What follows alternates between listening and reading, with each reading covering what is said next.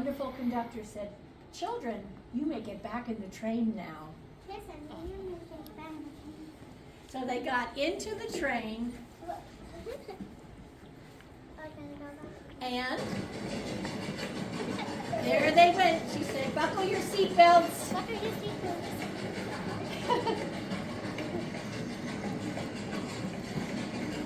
And she blew the whistle.